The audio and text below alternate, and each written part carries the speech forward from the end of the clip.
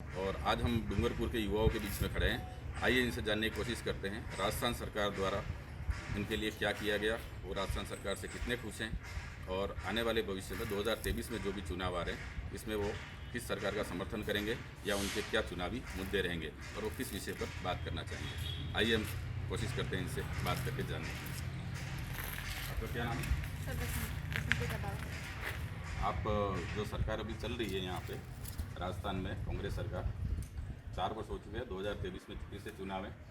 उस समय आप सरकार से क्या आशा करते हैं और अभी तक जो 4 साल का कार्यकाल रहा है उसमें सरकार से आप कितने संतुष्ट हैं या असंतुष्ट है, बताइए। सर, हम तो एक स्टूडेंट है। स्टूडेंट के अकॉर्डिंग होता ये है कि हमको समय पे भर्तियाँ चाहिए और ये हम तैयारी कर रहे हैं 2019 से। उस समय से अभी तक कुछ नहीं हुआ।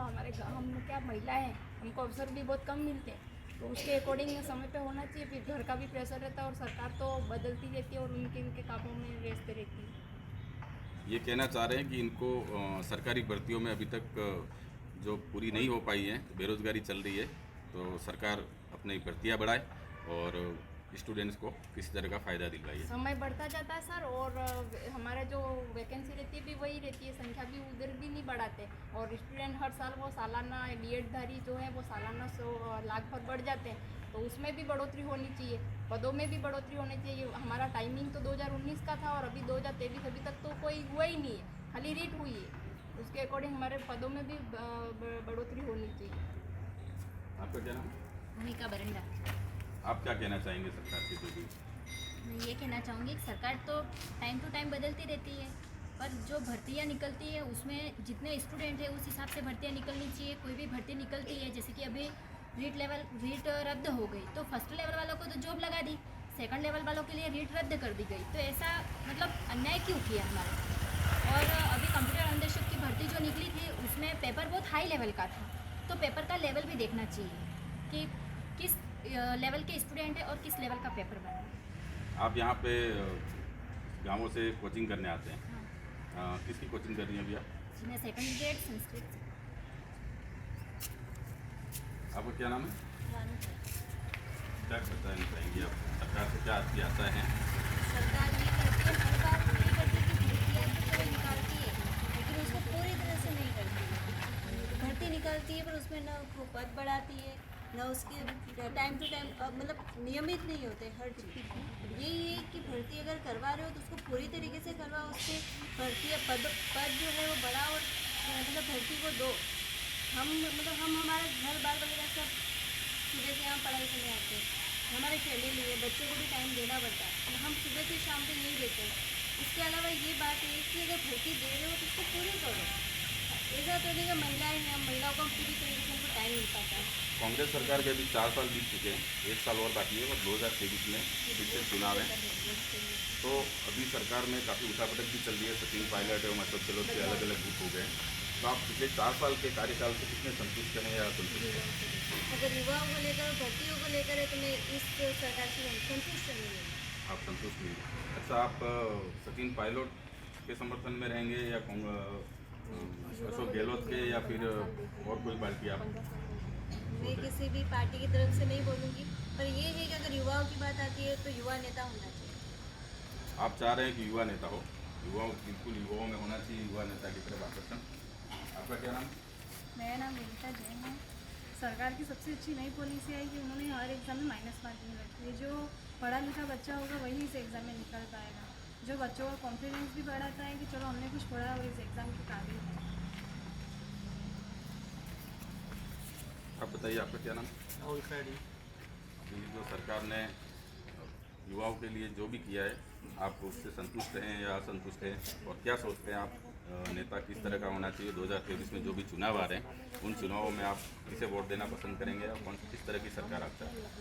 हाँ, ये बात है, युवा नेता होना चाहिए। और सरकार की पॉलिसी की बात करें तो सरकार ये समय पे भर्ती वो पूरी नहीं कर पा रही है, और अगर निकाल रही है तो इसको समय पे पूरा किया जाए, हम ये चाहते हैं।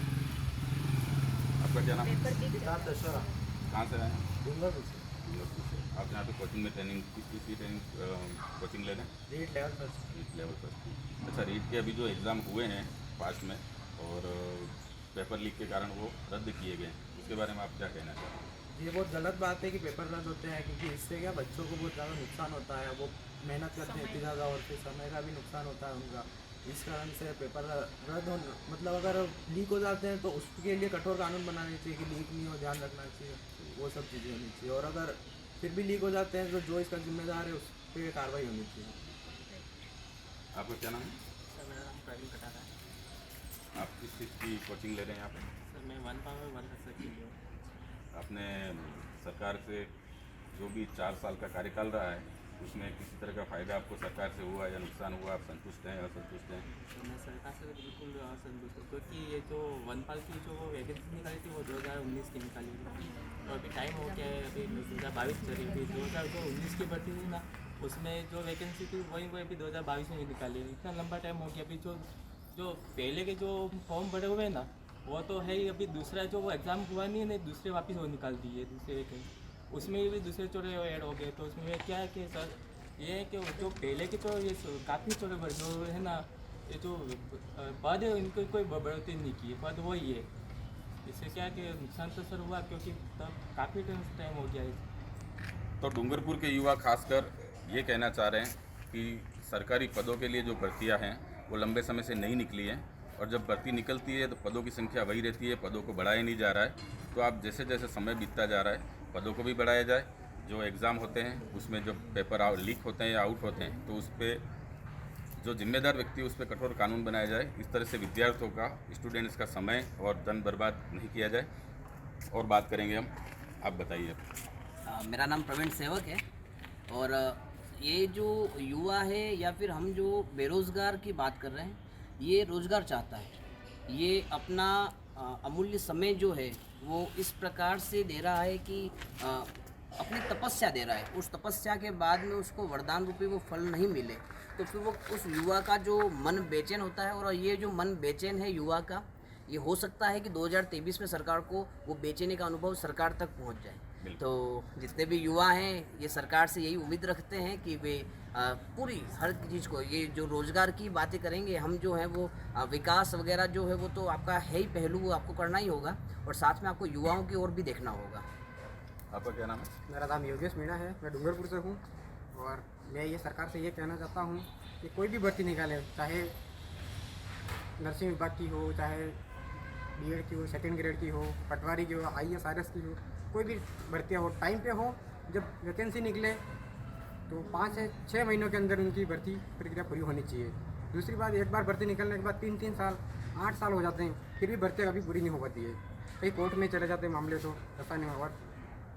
खास करके पेपर लीक हो रहे हैं हर बार, तो ये नहीं होने चाहिए। पेपर लीक होने के बाद एक स्टूडेंट 1 साल की तैयारी कर रहा है, इसके बाद पेपर लीक होने से मेंटली एब्सेंट हो जाता है, क्योंकि फिर कम से कम 4 से 5 महीने का गैप हो जाता है। तो जो इसका रूटीन प्रक्रिया है पढ़ने की, वो बिगड़ जाती है उसमें। और सरकार से ये कहना चाहता हूँ कि जब जैसे कि बेरोज़गारी भत्ता स्कीम जो निकाली सरकार ने, उसमें कई चेंज कर दिए। पहले क्या था कि हर मंथ 3,500 रुपये आते बेरोज़गारी भत्ते के, इसके लिए कोई जाने की ज़रूरत नहीं थी।